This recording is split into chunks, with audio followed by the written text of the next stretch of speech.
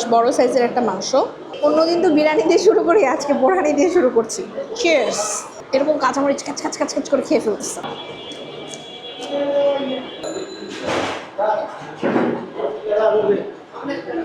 আসসালামু আলাইকুম, সবাইকে ওয়েলকাম করছি আমার আজকের ব্লগে। নানা জায়গায় নানাভাবে খাওয়া হয়, কিন্তু দেখা যায় যে কিছুদিন পর পুরান ঢাকার খাবার না খেলে আসলে তৃপ্তি হয় না। তো আজকে আমি চলে এসেছি পুরান ঢাকাতে এবং আজকে কোনো বিরিয়ানি এবং তেহারি কোনো একটা কিছু খাবো। আমি যেই মোড়টাতে দাঁড়িয়ে আছি সেখানে আসলে অনেকগুলো রেস্টুরেন্ট আছে। যদি বলি এখানে কাবাবের বেশ কিছু রেস্টুরেন্ট আছে, যেটা আমি আমার ব্লগে এর আগে দেখিয়েছি। এখানে আল কারিম কাবাব, বিসমিল্লা কাবাব, এছাড়া দেখা যাচ্ছে মদিনা সি ফুড কাবাব, এবং সেই সাথে নিহারির বেশ কিছু দোকান আছে। বিরিয়ানির অনেকগুলো দোকান আছে, সেখানে জুস বার আছে। তো আমি আজকে এই মুহূর্তে মামুনের সামনে আছি। মামুন বিরিয়ানিটা কেমন হয় চলেন ভেতরে ঢুকে দেখি খাবার দাবার কী আছে, পছন্দ হলে খাবো। কি কি আছে ভাই আজকে?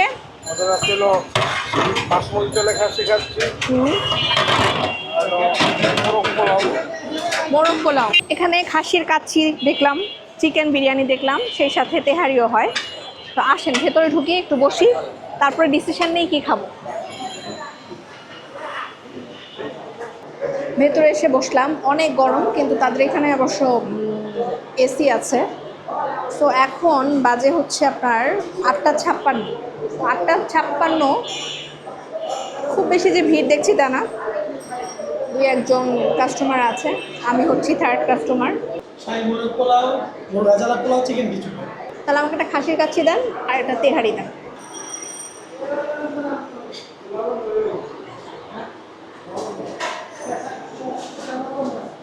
অন্যদিন তেহারি বা বিরিয়ানির সাথে সাধারণত আমি এই বোরহানিটা নেই না, কিন্তু আজকে মনে হলো যে একটু বোরহানি খাই, একটু শাহি শাহি ব্যাপার আসবে।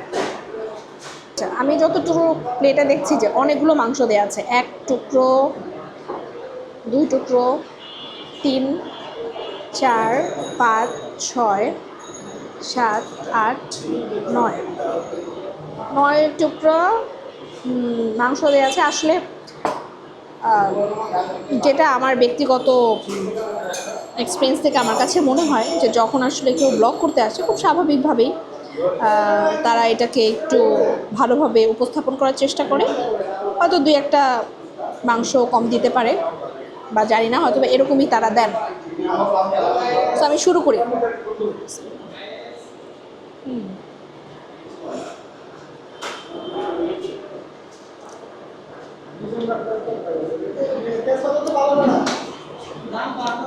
তেহারি থেকে বোরহানিটা অনেক বেশি মজা।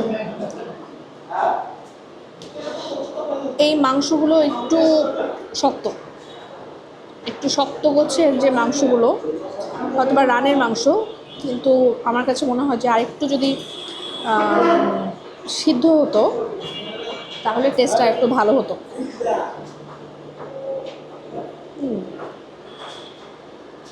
আচ্ছা, এখানে অনেকগুলো সালাদ দেওয়া হয়েছে আমাকে, একটু সালাদ নিই। আলাদা করে পেঁয়াজ কাঁচামরিচ দেওয়া হয়েছে, তো একটা কাঁচামরিচ নেওয়া যাক। আমি অনেকের ভিডিও দেখি মাঝে মধ্যে ফেসবুকে, দেখি কি এরকম কাঁচামরিচ কাচ কাচ কাচ কাচ করে খেয়ে ফেলতেছে। তো বিষয়গুলো আসলে আমারও অনেক সময় মনে হয় যে আমিও খাবো, কিন্তু আমি খুব একটা ঝাল খেতে পারি না, যার কারণে তো এখন একটু ট্রাই করবো।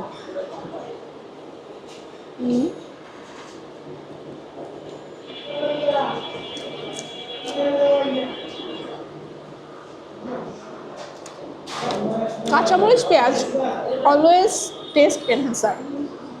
সেটা আপনি বিরিয়ানি দিয়ে খান, গরুর মাংসের ঝোল দিয়ে ভাত কিংবা পোলাও দিয়ে খান, কিংবা অন্য কোনো তরকারি দিয়ে খান। বেশ কয়েকটা মাংসের টুকরা কিন্তু আমি খেলাম, এর মধ্যে মাংস তাদের একটু শক্তই। যারা এখন আমার চ্যানেলটি সাবস্ক্রাইব করেনি তাদেরকে সাবস্ক্রাইব করার অনুরোধ রইল, সেই সাথে লাইক এবং শেয়ার করার অনুরোধ রইল। ধন্যবাদ। কাচ্চিটা ট্রাই করি। কাচ্চিটার মধ্যে এই যে একটা কাবাব দেওয়া হয়েছে, স্বামী কাবাব, আচ্ছা, এটা হচ্ছে স্বামী কাবাব, হাজবেন্ড কাবাব আর কি।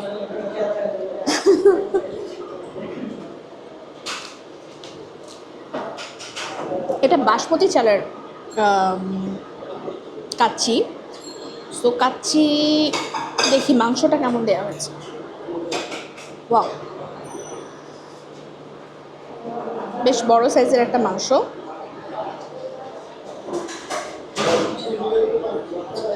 এবং এক টুকরো আলু,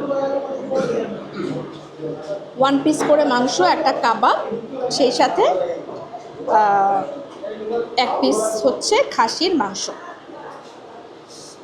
মাংসটা একটু খালি খেয়ে দেখি।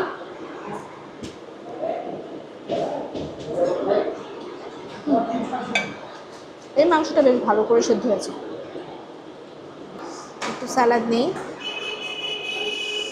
স্যালাডের মধ্যে আমার যেটা মনে হয় যে আমি ব্যক্তিগতভাবে শসা নেওয়ার থেকে আমি একটু নিতেই পছন্দ করি, পেঁয়াজটা নিতে পছন্দ করি। পেঁয়াজ খেলে এটা আমার জন্য টেস্ট এনহ্যান্সার হিসেবে কাজ করে। সো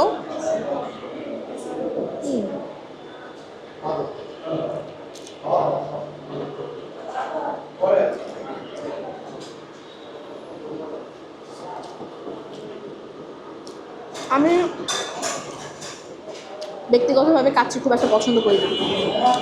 আপনারা দেখেছেন আমি অনেক ব্লগ করেছি, কিন্তু কাচ্চি খুব একটা কিন্তু করি না। আর হচ্ছে কাচ্চি আমাকে একটু কম টানে,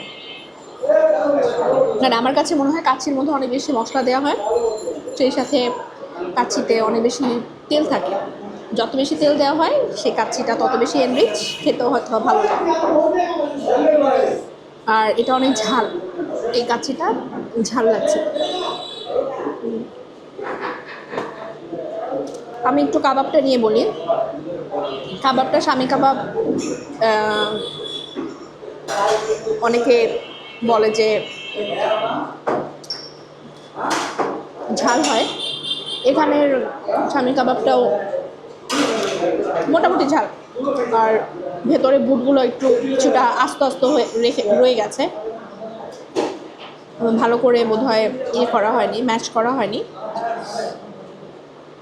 আর মাংস যদি বলি, মাংসের সাইজটা তো বেশ বড়, মাংস সেদ্ধও হয়েছে, কিন্তু ওভারঅল বিরিয়ানির সাথে মাংসটা আমার কাছে মনে হচ্ছে একটু বেশি মশলাদার, অতিরিক্ত মশলাদার। রাইসটা নিলে, রাইসটা যদি বলি আলাদা করে, রাইসটা আরও মশলাদার। তো আলাদা করে আমার কাছে মনে হচ্ছে, যখন মুখে দিচ্ছি মনে হচ্ছে যে স্পাইস, একদম অতিরিক্ত স্পাইসে ভরা। আর আলু তো ভালো সিদ্ধ হয়েছে, 1 পিস আলু দেওয়া হয়েছে।